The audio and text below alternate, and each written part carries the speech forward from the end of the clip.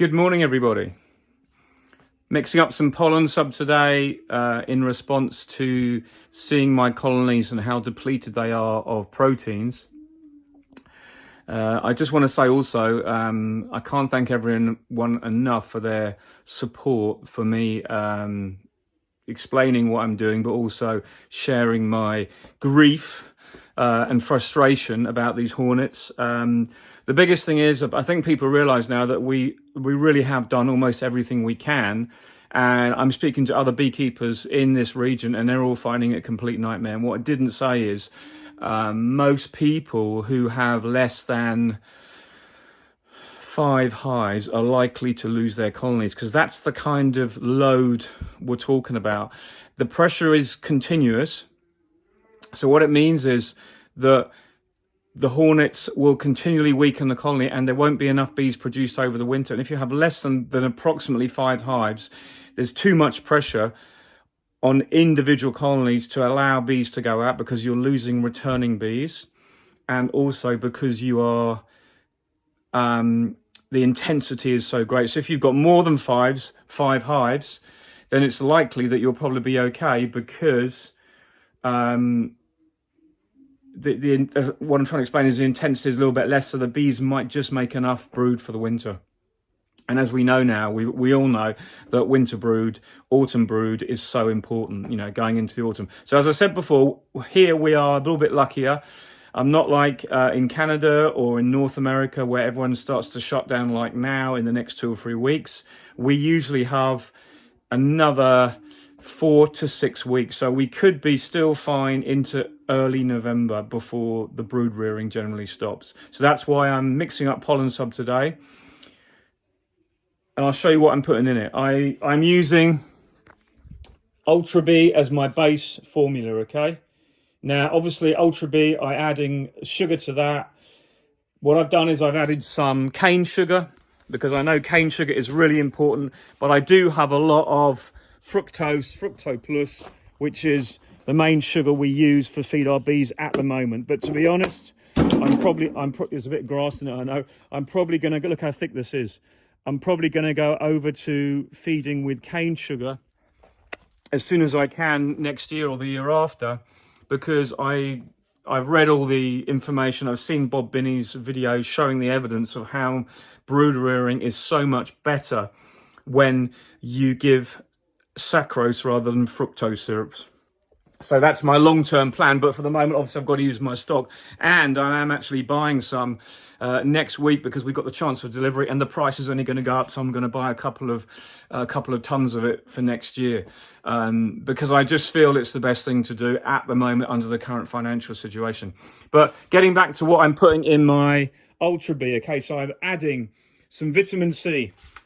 Okay, I'm adding vitamin C because it helps reduce the acidity of the mix, and also obviously vitamin C is said to be really good for helping stimulating brood.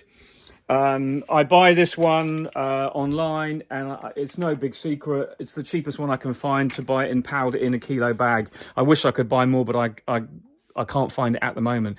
To that, I'm adding vegetable oil by using organic rapeseed oil. Over here in France, they call it colza.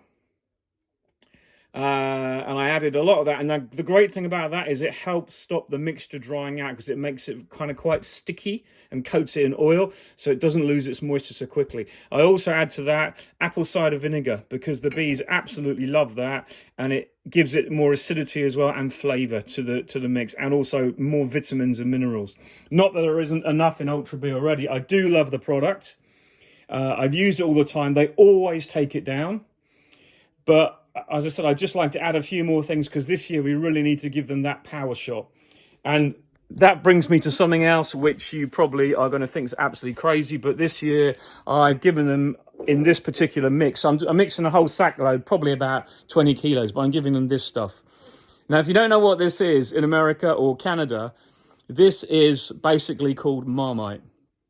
And I think you Americans would call it molasses, but it's not molasses, it's molasses. Okay, so it's very high in vitamin B. And in the UK and Europe and Australia have a similar product called Vegemite. So this part is quite a big pot. I don't know if you can see the kind of size of it there. Usually that's kind of the maximum size you can buy, and it's really kind of thick and like almost like tarry in appearance. So it's like a tar. But what I've done is I've mixed it into water. So that's all dissolved now. And this is also very similar to Bovril. And it's just extra vitamin B. Now, this is probably going over the top, but I know bees love vitamin B. They're attracted by the smell of it, the smell of the yeast. Even my cats love this stuff. They love brewer's yeast, and it's very similar to what brewer's yeast, which is, in fairness, is already in there already, but it's just a bit extra. And also, this looks a bit slapdash and a bit amateurish, but I had some honey that had just separated a little bit. That was my own honey that I knew had been harvested from my own hives, because all my honey is. So I've used that up just to clear it, to shift it. It's like 3 years old now, and I keep a stock on the shelf of what I've used over the years to make sure, or to see what happens to it over time. And I've added that into the mix as well. So what I've done is I've added some general honey.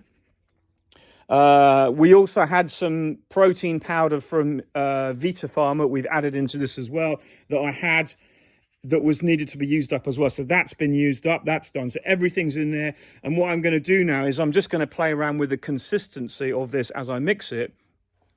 And that will give us our final mix. I'm more interested, after I've added everything in, is getting the consistency right, because I want it to be quite loose. So I want the bees to really feel they can eat it and they don't have to work hard on it. I want them, it's just getting that balance. You know, I'm sure you've all seen other videos of the big guys out there, you know, cutting big slabs off with a spade, stuff like that. But I want to maintain something that's a little bit looser this time, because this is like the last resort. I'm doing this. This will go into my nukes this afternoon. It'll go into my hive starting tomorrow as I finish pulling my last honey. So I feel I'm slightly getting ahead now. Well, sorry, never getting ahead. I'm just starting to catch my tail where I should have been 3 weeks ago. This should have been on 3 weeks ago. But as we say, it is what it is. So anyway, let's get this mixed up and get it out there this afternoon. So if you haven't seen this before, this is my plasterer's mixer. If you're going to mix pollen sub, don't even waste your time trying to do it with a standard mixer like a kitchen mixer. It will just break. You have to have something with some real guts to it. The problem is, as you start to mix, you'll see you're going to go through a period where it's too dry and it's too heavy on the blade. So you need a machine that can cope with that. And this machine does. It's really good. I've even got a spare set of brushes for it.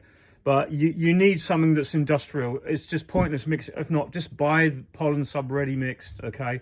Unless you invest in a machine. I bought one ages ago, well, a couple of years ago, so I knew that I'd be mixing this up long term, and I'm sure as hell glad I have. Let's get this done. I generally mix this stuff outside because you get a lot of powder flying around in the air. And also because in your house it tends to flick up on the cupboards and shit like that, so it's really good. And you'll get the idea, but it's a really good mixer, and you need something decent. But I'll turn the volume right down when this is mixing, because you just get a horrible noise.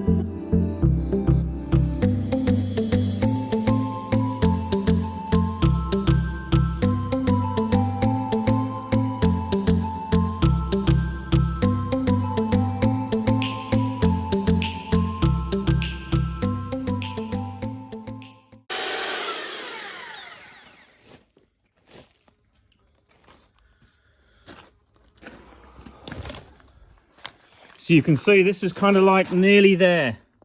It's really light, but what will happen is it will lose some of its, lightness as it kind of dries, and it will kind of, not dry, sorry, as it kind of sets in the bucket. Interesting flavour. Nothing wrong with that though.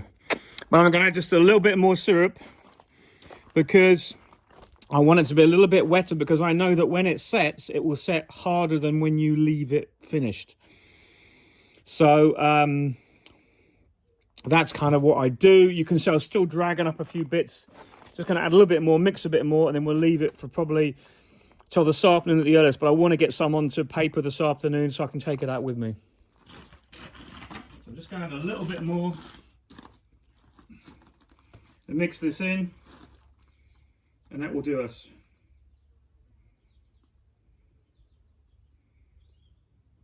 There's nothing worse than it being too dry, to be honest.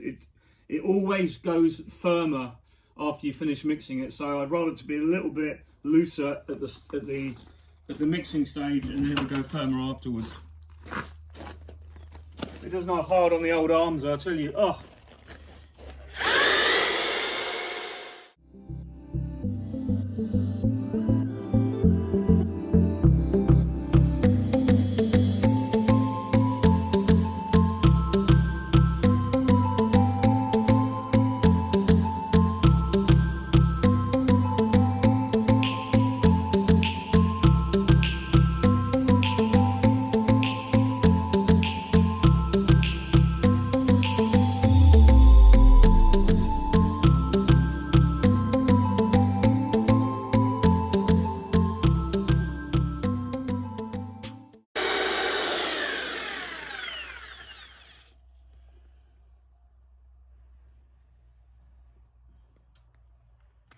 That's about as loose as I dare go.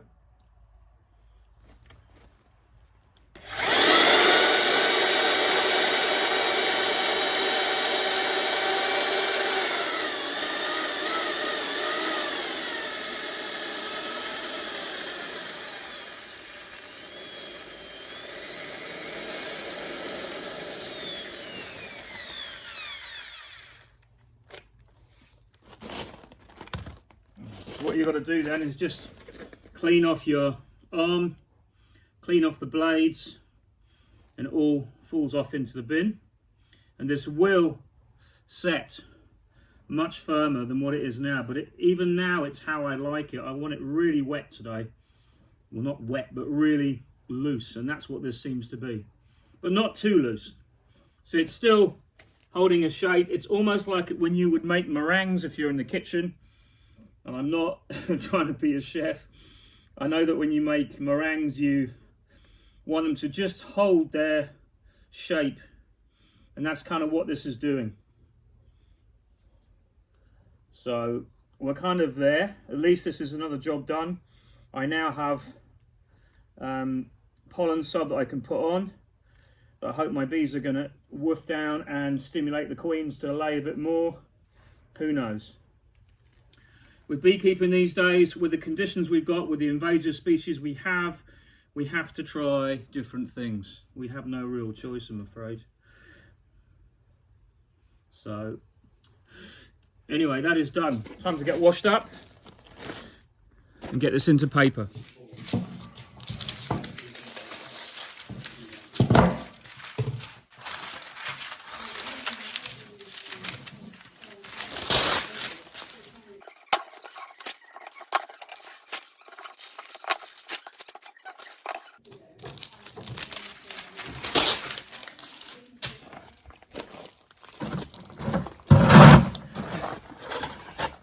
What you've got to kind of do is kind of build yourself a bit of a extraction line place.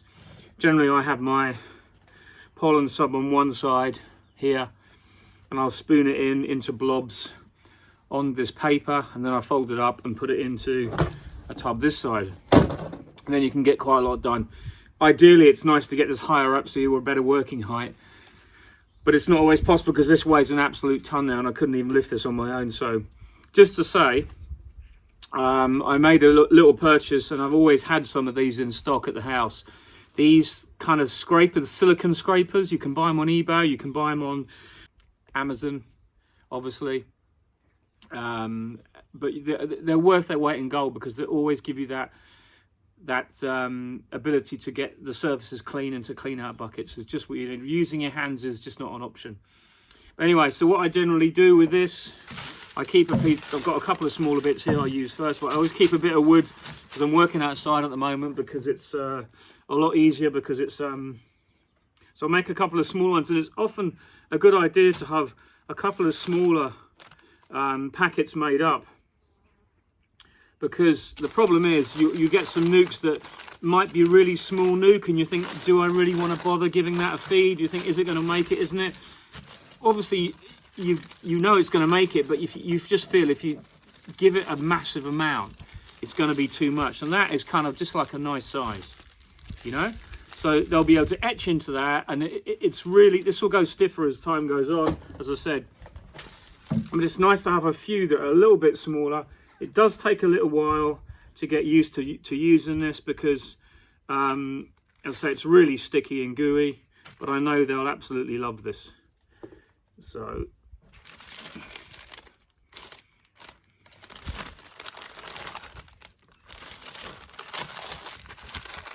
keep it simple.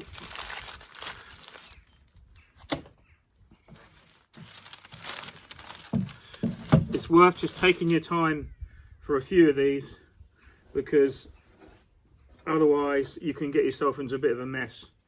But I really liked Ian Stepler's idea of having he's obviously made a mixing tank, which is really impressive the way he did it. I don't know if you've seen it. If you haven't, go on to a Canadian beekeeper's blog and look at the, I think it was about 4 videos ago, he showed his pollen sub mixing machine, and inside it's got an internal auger that actually delivers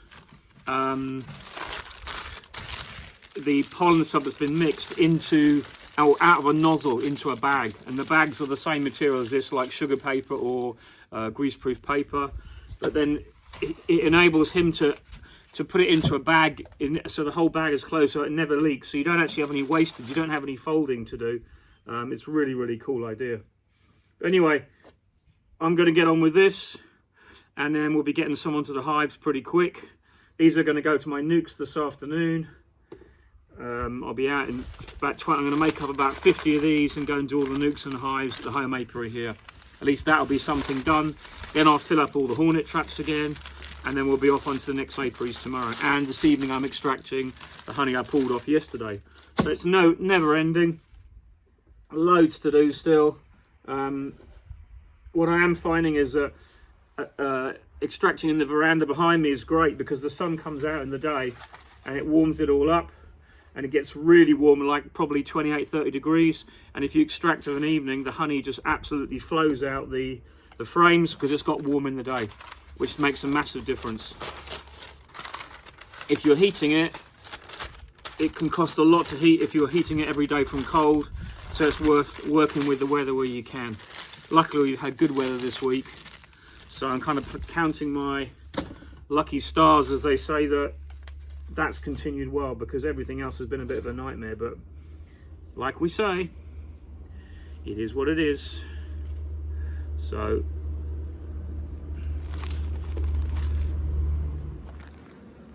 I've been looking at a few of the nukes I made up over this late summer, and they're actually doing pretty well. I've just put this pollen sub on. They are starting on it straight away. Overall the nukes are good. There's 3 sheets of brood egg hatching out. So it's a little bit later, this one. But overall, pretty pleased. That's what I want. At least now I know I'm doing everything I can, and these bees will eat this down. They don't need any feed, this colony, so I'm leaving the feeder off just in there for now. And then they'll just put the roof back on, and when I need to come back in, say, a couple of weeks, I'll check, see if that's all gone, then I'll give them another feed then. But I don't want to give too much feed at the moment, because I want to still encourage the queen to lay with that pollen sub, and if she's laying and there's plenty of weight in her already, I'm going to try and keep her laying, you know. Common hornet. All these are good, all these are queen right. Pretty happy the way it's going. Let's just get this pollen sub on everything. Bye for now.